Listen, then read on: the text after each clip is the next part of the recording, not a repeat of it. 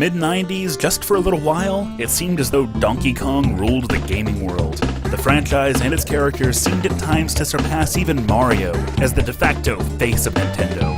Flash forward to the late 2000s though, and it was tough to be a Donkey Kong fan. More than a dozen years had passed since the last entry in the mainline country series. The GameCube era saw the franchise bound to a gimmicky bongo controller, an era when the best offerings were remakes of games from days gone by. Aside from that, more and more, it seemed like Donkey Kong was no longer a franchise player, he was just an ancillary part of the Mario cast. And by the end of the decade, it was getting tough to be a traditional Nintendo fan. Early on, the Wii was very well supported with games for the casual and hardcore alike, but when it became obvious just how overtly the console had caught fire with people who didn't consider themselves gamers, the company doubled down on that demographic. And look, I'm not a gatekeeper for real gamers or whatever. I thought it was awesome that I had games I could play with my parents. It just felt like it may have been coming a little bit at the expense of people who'd been longtime fans of the company. I remember a year where it seemed like all Nintendo had was Animal Crossing. Like, that was supposed to be enough for us, while Nintendo worked on Wii Music and Wii Fit and the freaking Vitality sensor. But, you know, water under the bridge, I'm not going to be bitter. The point is, Nintendo was so successful with this strategy that by 2010, even gamers who didn't give a crap about Nintendo had reason to be anxious. Sony and Microsoft had seen the Wii's success, and they were dipping their toes in that big blue ocean. So it's kind of funny. At the very same E3 where its competitors were promoting the newest of the industry's many attempts to turn you into the controller, Nintendo of America's Reggie Fils-Aimé stood on stage and said this. As you know, Retro Studios in Texas has produced some great Metroid titles. But when they said they were ready for something new, we asked them to take one of the most treasured franchises in video game history and to make it magic again. If you listen, you can hear it coming. That music, that landscape, I couldn't believe it. It didn't make any sense, it didn't compute, it seemed impossible. But it was real. Donkey Kong Country returns.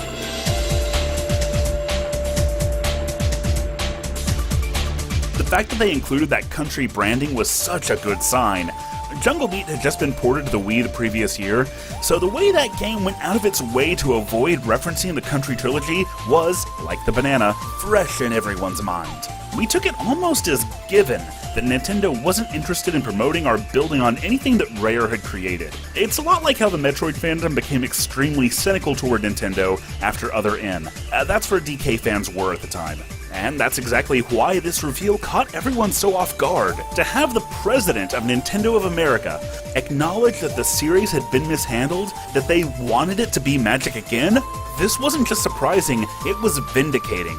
Immediately after the conference, of course, people became skeptical of Retro Studios' ability to recapture what made the Donkey Kong Country trilogy so magical after 14 years. Yeah, they weren't turning it into a first-person coconut shooter, but they had also never made anything other than this. We may have been vindicated, but were we selfish? Were we wrong? Hey, it was the 2000s. Let's find out. The story begins not on a dark and stormy night, but on a bright and cheery day when the active volcano that was apparently beneath Gorilla Glacier explodes. We'll mourn the loss of Slipslide Ride, but the eruption has unleashed something far more heinous. The Tiki Tak tribe. This ancient assortment of sentient, flying musical instruments immediately starts hypnotizing the wildlife of DK Island and enlists them to, for some reason, steal the banana horde. But their particular brand of hypnosis doesn't have any effect on Donkey Kong, probably because he underwent occlumency training after that incident with the toy factory. Oops. And from there, it just goes seamlessly into gameplay, as the first thing you're asked to do is violently hammer the Wii Remote to violently hammer DK's unwelcome guest. No dialogue, no more cutscenes. Given what a sought-after possession the Banana Horde was, this inciting incident is more than enough. I've always been less than thrilled, though, with the Tiki Tak tribe themselves, especially as the primary antagonists. I guess it's a unique concept, theming them all around instruments like this, but those masks don't really allow for the expressive characters that made the Kremlings so memorable. And I want to stress, I'm not deriding them just because they're not the Kremlings. They just seem to be designed for functionality first, for giving you enemies with wide, flat heads to bounce on, and the designs all kinda run together. But the Tiki Tak tribe's reception pales in comparison to by far the most controversial thing about not just this game, but the console it's on. The waggle controls. In the 16-bit games, tapping the Y button would make the Kongs do some kind of rolling attack, and keeping it held would make them sprint. In this game, your character's speed is determined by the analog stick, which, makes sense. But you don't hit a button to roll. No, don't be ridiculous. That would just be silly. No, instead, a function that you'll need to precisely time multiple times throughout every single stage of the game is relegated to flicking the Wii remote. And you know what? It didn't bother me even a little. No, seriously, it felt like second nature by the second level. I didn't mistime it, I didn't activate it when I didn't want to, and I thought it actually felt pretty immersive when it was used to, beat up bosses. The reason I was in a position to get the hang of it so fast, though, is because by 2010, many Wii games had used a flick of the Wiimote as part of their control scheme. So to me, it was already as natural as hitting a button. On the other hand, all of those other games had some kind of a reason to limit the control scheme to the Wii remote. In Twilight Princess, you were mimicking a sword. New Super Mario was mimicking the NES controller. Mario Galaxy required the pointer, and Mario Kart, amazing as it seems, actually let you use different controllers. But with Returns, you're locked to the Wii remote. It is absolutely ludicrous that on a system with a Pro controller that looks this much like a Super Nintendo pad, a 2D revival of a Super Nintendo series couldn't support it. The forced waggle controls might not have bothered me, but failing to give the player the option was a tone-deaf decision that introduced an unnecessary learning curve, and even kept some people from giving the game a chance. If you fall into that camp, the game was remade for the 3DS a few years later, and on that version, all the waggle mechanics are mapped to buttons. Unfortunately, the trade-off is that it suffers from a much lower frame rate. The Wii version is 60 FPS, but the 3DS struggles to maintain its target of 30.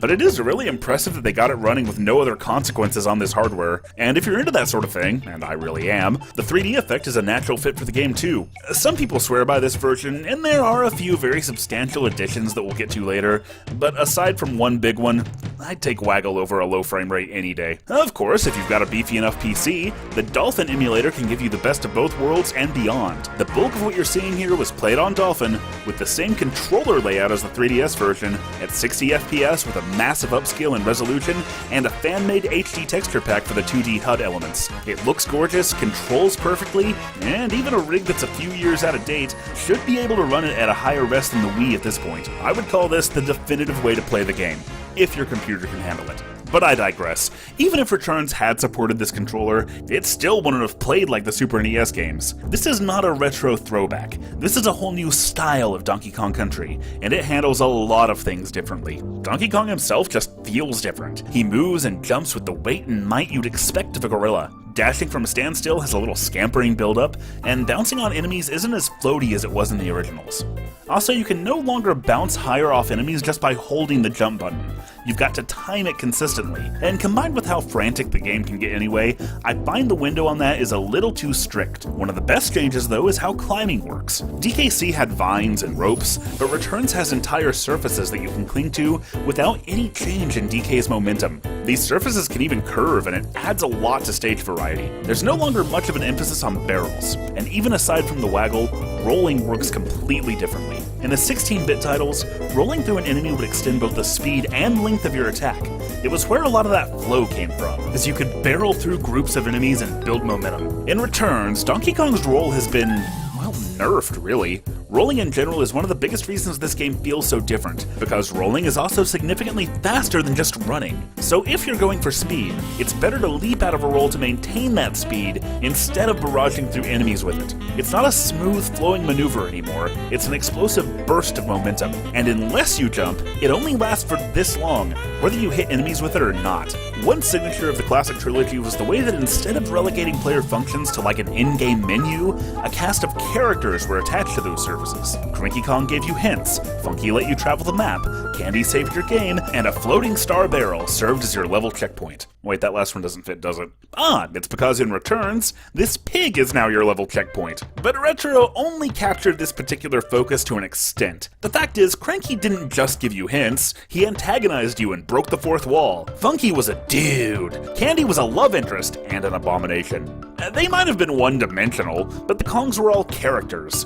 This pig, on the other hand, didn't even have a name and wouldn't get one until the sequel. Speaking of Cranky though, he's the one Helper Kong that actually makes a return in DKC Returns. While it would have been nice if more had made an appearance, I can understand it. All their function had been made obsolete by the evolving standards of game design. You can jump around the map screen at any time, so you don't need Funky. The game autosaves, so you, mercifully, don't need Candy. All that's really left to do is run a shop, and since Cranky is the most memorable of the bunch, it makes sense that he would get the job. One other signature of the DKC series was its tag team dynamic, and so for the first time since 1995, Diddy Kong was used as DK's sidekick. But the tag team is now more of a Texas tornado. Diddy isn't really a separate playable character anymore, at least not in single player. You're always controlling Donkey Kong, and when you have him, Diddy rides on DK's back. So he works more like a traditional power-up, giving you access to more abilities and going away when he takes enough damage. Such a change necessitates that those abilities are worth it, and oh, they are. The roll move when you have Diddy is massively buffed. It just barrels along the ground, and can go on as long as the terrain does. And of course, you can still go over a ledge and jump out of a roll. Diddy also comes with his rocket barrels, letting you get more distance and more importantly, more control out of your jumps. But one downside to making Diddy more of a power-up than a second character is that stages no longer have to feature him. It's not uncommon for you to be able to pass a checkpoint with Diddy, but if you die, there's no way you're getting him back. It's not necessarily a negative, but it is a little awkward that the only way to have another shot with him is just to go to another stage and get him. Well, unless you're playing multiplayer. The 16-bit games had a couple different ways to let you switch off in multiplayer, but I never covered those modes. I mean, it was nice that it was there, but it felt a bit tacked on. And I mean, I guess it had to be, given how the games were designed. But in Returns, both players play co-op at the same time. Unlike the 90s trilogy, and unlike certain newer 2D platformers, it actually feels for the most part that this game was designed with two-player in mind.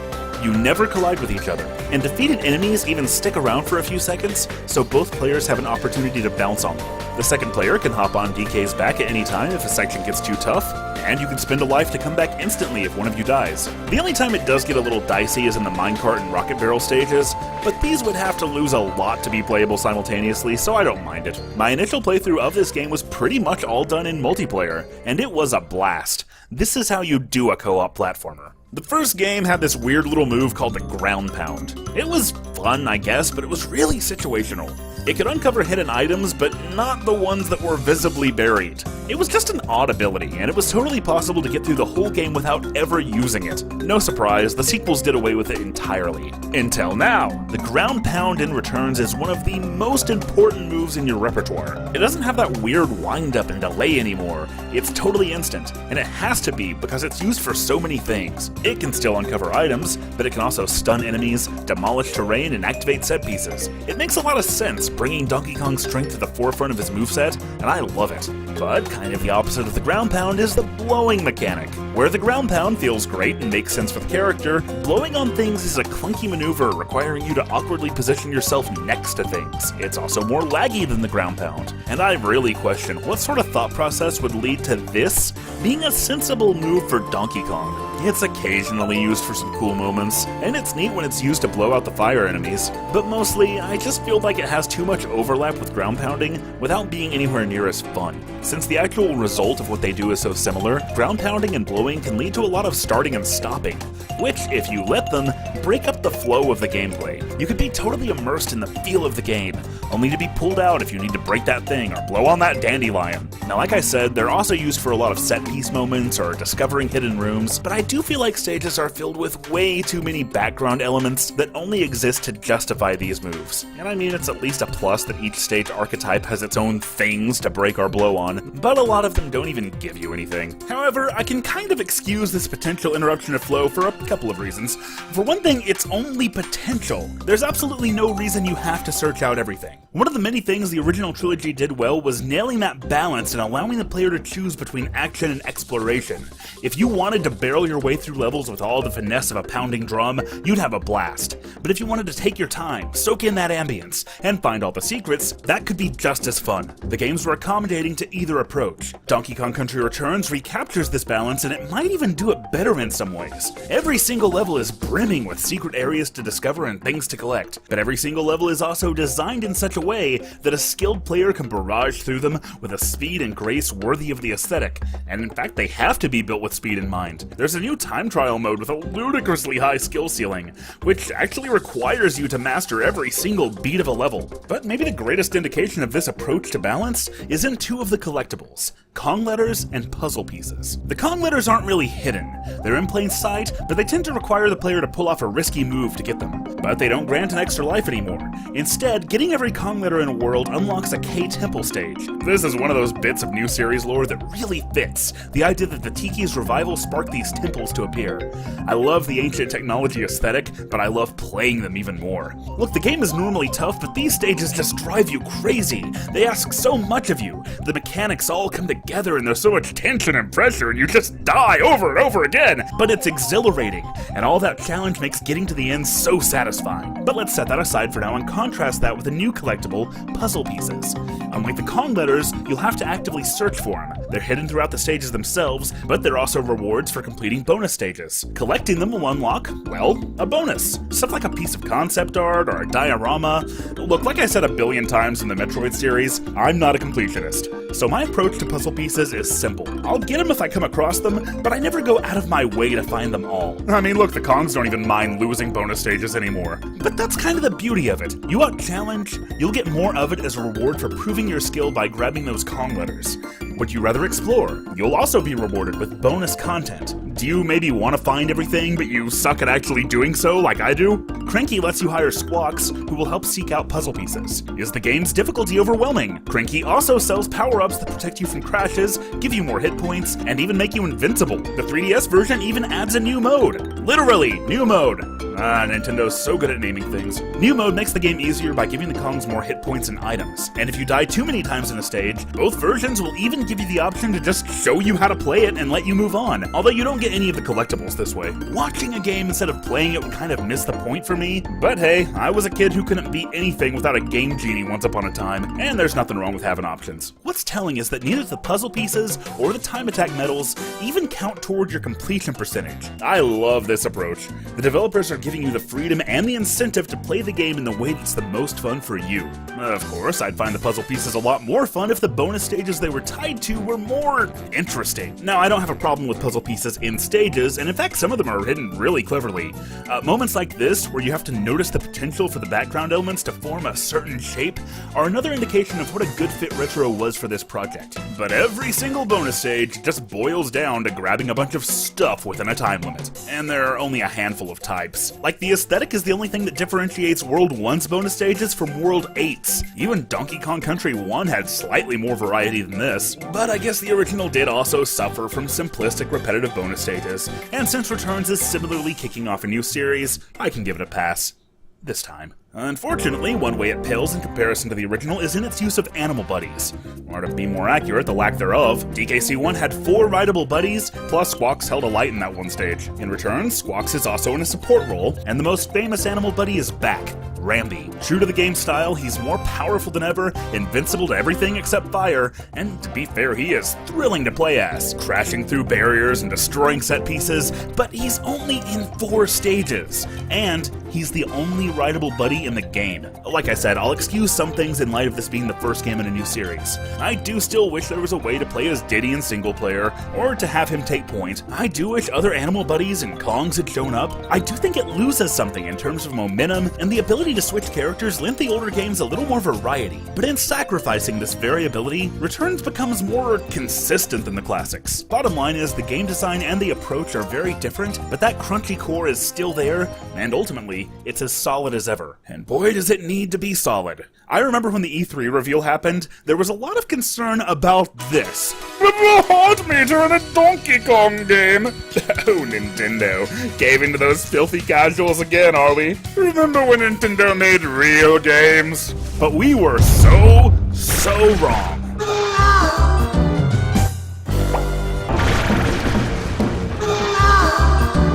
It might let you take 2 hits per Kong, but DKC Returns turns out to be exponentially more difficult than its 16-bit ancestors. Nearly every stage has a gimmick that's taught via that old-school skill curve. The concept is introduced, then it's used in situation after situation, ever increasing in complexity, twisting as it goes with other gimmicks to create this exhilarating degree of challenge. Unlike the older games, and more obviously, unlike most 2D revivals of retro franchises, DKC Returns actually puts modern hardware to use to create hazards that never could have been done in 16-bit. Waves crash in from the background, flinging enemies and items alike and forcing you to seek out shelter.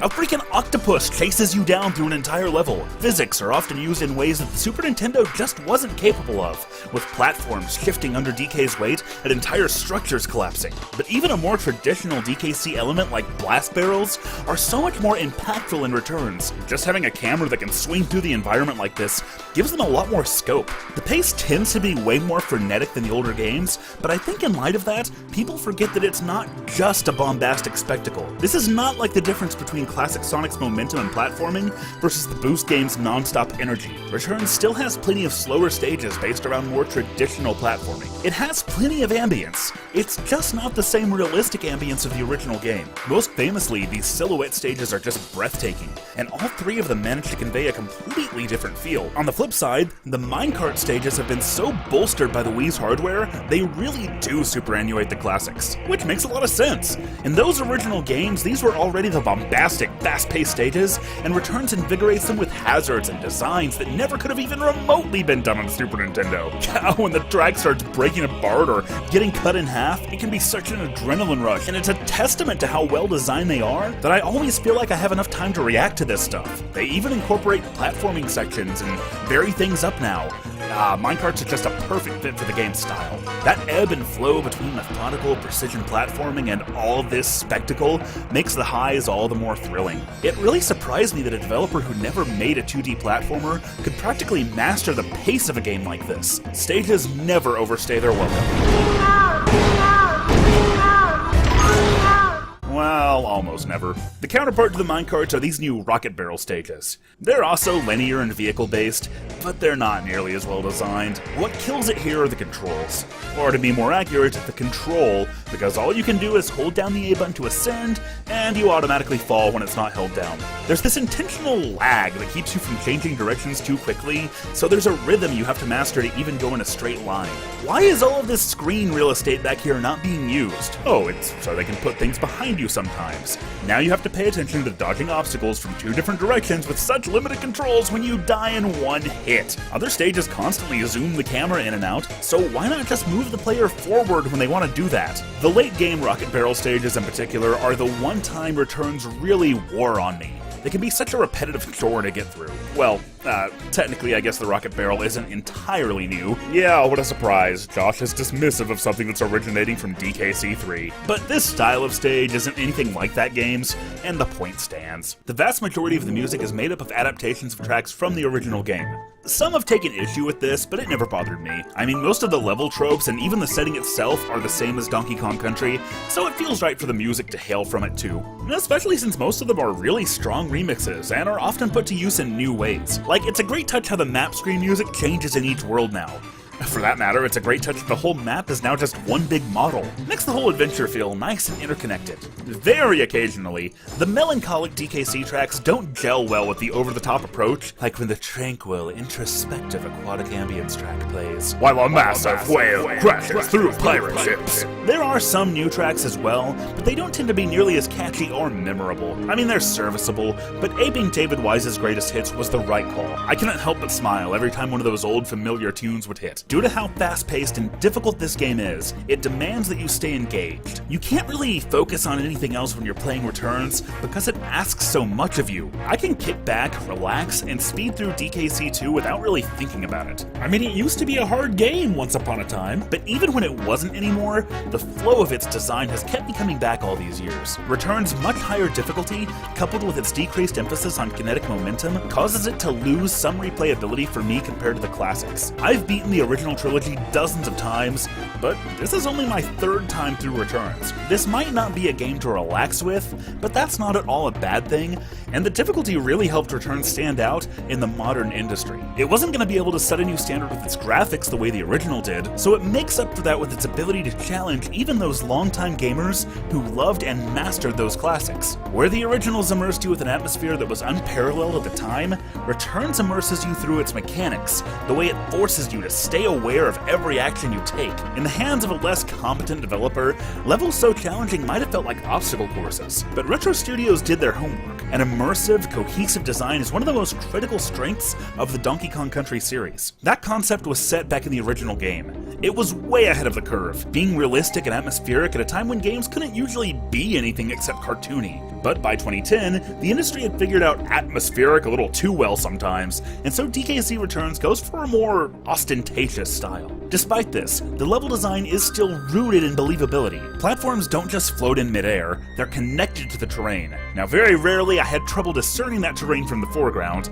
like that ledge gets me every time, but the environment and the way the characters and enemies impact it are more believable than they ever could have been with pre-rendered tiled backgrounds. At the start of a new stage, you're usually even traversing out of the previous level's aesthetic. The attention to world building that Retro proved so capable of in the Prime series made them a perfect fit for Donkey Kong, and it's wonderful to see them get to go in a more vibrant direction. While many of the world themes are inspired by the original DKC, Retro only uses that as a jumping off point. For instance, before you can break back into Crimcroc Industries, you'll have to go through an entire world made up of these cliffs the factories are pumping oil into. This area was only previously visible on the original game's map screen, and when you do finally get into those factories, they're completely distinct in gameplay and tone from the originals. The factory might actually be one of my favorite worlds. There's a series of stages where you have to find switches to power up a rocket, puzzles that harken back to Retro's Prime pedigree, and even a short vertical rocket barrel stage that controls way better than the others. Unfortunately, the final world doesn't quite match that level of quality. It's in the volcano the Tikis erupted, and while that makes sense within the context of the story, well, look, the volcano destroyed one of Donkey Kong Island's most iconic frontiers, Gorilla Glacier, and I wish this world had a little more pathos. I wish it made the player feel the loss and the threat more. Calling back to those gorgeous ice caves, which are now pouring lava and melting as you traverse them, while listening to some menacing, somber remix of Slip Slide Ride, could have directly appealed to the emotions and the nostalgia of a player, and gotten them to want to seek vengeance against the enemies who did this. Instead of that, Returns Volcano is aesthetically just a very generic video game world. Although at least it is a new archetype, compared to DKC1's anticlimactic barrage of even more caves. Actually, I guess one neat way of looking at it is that these lava stages from DKC2 have long been rumored to have been designed for DKC1, but were cut for time. So I guess it's cool that we finally did get some kind of volcano on DK Isle. But this world is also the one part of the game where challenge sometimes passes over into cheapness. Look, the final world should definitely be hard, but when there's no reasonable way a player could have seen an obstacle coming unless they just decided to stop, it's too much trial and error. It's still an above average set of platforming stages, and the final silhouette stage is particularly phenomenal, but the world as a whole doesn't quite feel congruent with the level of quality the game's maintained to this point. And that speaks to something else I've noticed. When Retro Studios appropriated and modernized something from the classics, it tended to go well. The ground pound, the minecarts, Rambi, the approach to level design, the musical remixes, all of these are spectacular. But when Retro invented original concepts for this game, they aren't necessarily bad per se, they just don't tend to be as strong. The blowing mechanic, the rocket barrel, the new music, the enemy designs, and the final world, these all feel comparatively undercooked, like Retro is playing it a little too safe. And that also goes for one more thing. The bosses. Most of the original game's bosses were a bit dull, but they were also over in no time. As the series went on, the bosses got more complex and interesting, but aside from the end game, a skilled player could always tear through any of them in a minute or two. Retro's bosses follow a more modern formula. They go through sequences that scale in difficulty, and I do still enjoy the majority of them, but I find they fall into the same trap that a lot of Metroid Primes did. The sequences repeat way too many times, testing the player for things that they've already proven they can do.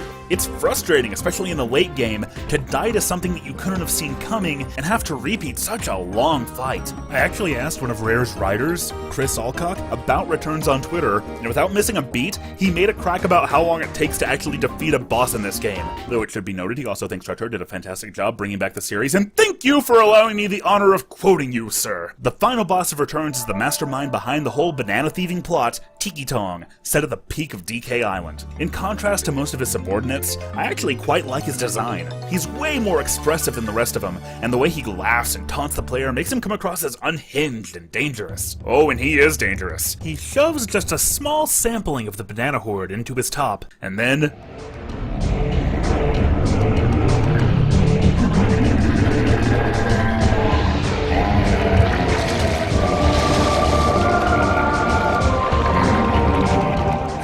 Retro, always expanding lore and making it make sense, because as we learn here, DK's Banana Horde has never just been a bunch of ordinary bananas.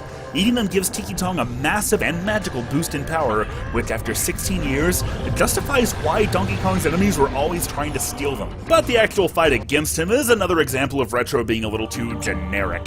Yeah, does this remind you of anything? Well, yeah, that one's obvious, but yep, there it is. On the bright side, he's tough as nails and more importantly, has a flurry of cool attacks that never overstay their welcome. As is tradition, the final boss is also the best. Beating him triggers an explosion of magical energy that hurtles DK into space.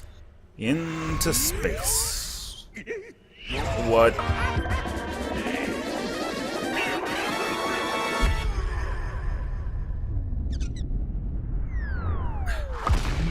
Shouldn't the moon colliding with the planet cause more, I don't know, catastrophe than that? And, is it just gonna sit there? No.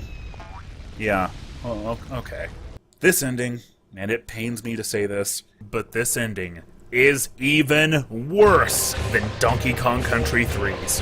Like, yeah, dropping an egg on K. Rool was a horrible anticlimax, but at least it was tonally in line with the rest of the series. Returns tends to be much more over the top, but in every other instance it still maintains at least a degree of verisimilitude with what came before. But this ridiculous moonshot isn't even in line with how Returns has presented its world to this point. It veers way overboard into cartoony nonsense, and the moon somehow just plonking itself back into the sky is even worse. Ah well, the horde erupting out of the volcano is a great image to end on, and look, a golden temple's been revealed. Oh, they are building this thing up, but you need to beat all of those strenuous K-Temple stages to unlock it. Alright, Returns, I've beaten your worst. What's my reward?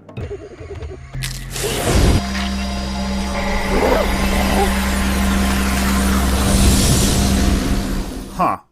No, I don't even mind this. I don't know what was in that banana, but it was definitely magic, so I actually think this justifies itself a lot better than the ending. The music in the stage even remixes the DK Jr. theme, calling back to our modern Kong's origins. It breaks hard from the rest of the aesthetic to the point that it kind of feels like a completely different game, but that also means it really stands out. It's just one stage, but you're not gonna forget it. On the other hand, it's just one stage, yet it's so built up with cutscenes and hype, it feels like it's gonna be so much more substantial than it is, and oh look! It's the 3DS version. There, the Golden Temple still ends with that same whimsical stage, but prior to that, it's got an entire world to get through. These stages are, honestly, some of the more brilliantly designed levels in Returns, which is impressive considering that Retro Studios had nothing to do with them. No credit for that goes to the studio that ported Returns to the 3DS, Monster Games. And if they've proven themselves this capable, I wouldn't mind seeing them take the reins of the series if Retro is finished with it. So after all that, did this game live up to its promise? Did Retro Studios succeed in making Donkey Kong Country magic again? Well, I have spent a lot of time in this critique comparing Returns to the games that inspired it. There are things it did different, things it did better, and things it did worse, but the 16-bit Donkey Kong Country was undeniably the jumping-off point for the game design, and so comparing them like this is only fair. However, it is impossible for me to hold it up to those classics in a way that's remotely fair. Donkey Kong Country Returns was a game I loved playing when I was 22, but Donkey Kong Country 2 was a game that solidified my lifelong love of the medium when I was 8. It doesn't matter how good the newer game is, it's never going to be able to eclipse those memories. Keeping that in mind, I do think that Retro's game loses a degree of charm that the originals, even the third one, maintained. The lack of characters and animal buddies, and even the way the core gameplay has been changed, serve to de-emphasize the feeling of community, of cohesion, of style that Rare brought to the franchise. I want to stress again that defining what makes a game stick with you is incredibly subjective, especially when you're comparing a game that you played when you were a kid versus one that you played when you were an adult. If I had played Returns when I was 8, I don't think I'd have noticed any of this stuff. And if I'm being honest, a lot of these criticisms didn't even occur to me until the sequel to this game fixed them. So it's not gonna stand up to my childhood nostalgia. So a few things about it feel tonally off. That doesn't take away from the fact that for 99% of the game, every time I've played it, I have had an amazing time. It's so solid, so fun, and most importantly, so challenging, to a degree that very few modern games are, especially ones that look like this. Find me another game released in the last 10 years that's this bright, this vibrant, and this tough. I think Retro had a reason to take this approach, and it speaks to their strength as a developer. Rareware made their name by taking Nintendo's concepts and building them to even greater heights. If you'll pardon the pun, they were that rare developer that could actually outplay Nintendo at their own game, and when the two companies aligned, it was pure magic. Retro Studios did not recapture that magic, but Reggie never said they would. He said they would make it magic again. And in that way, Retro Studios is an appropriate name, because just as they had done before, they proved themselves the masters of understanding the nuance of a franchise that had burned out generations before. 2D platformers were making a comeback in 2010, but most of them leaned hard on pure old-school appeal. There's nothing wrong with that, but Retro Studios isn't about iterating on what worked 20 years ago. And I'd even argue that a straight remake of DKC in a 3D engine would have been counter to what made it special in the first place. So Retro took the risky path, and in doing so, raised the bar of what a 2D platformer should be in the modern era without losing the soul of what made the series legendary. Donkey Kong Country Returns is a magical game, not because another game was magic 20 years ago, but because Retro Studios made it their own. It is, far and away, my favorite game on the Wii. After a few years of uncertainty, Nintendo was ready to make games like this again. Donkey Kong had returned to prominence, and this one game would go on to single-handedly outsell the entire Metroid Prime trilogy. Back at E3 2010, right before Returns was revealed actually, a brand new Metroid game was shown off. Perhaps that raises a question. If Returns really was that much of a success, then how come when a sequel was announced, those hardcore Nintendo fans who should have loved it reacted like this? Next week, we'll find out when I take a plunge into Tropical Freeze. For just $1 a month, patrons can see it right now a week early. Patreon is also the only place to see this season's bonus episode covering Metroid Other M. See you next week, and until then, you keep geeking, I'll keep critiquing. Thanks for watching.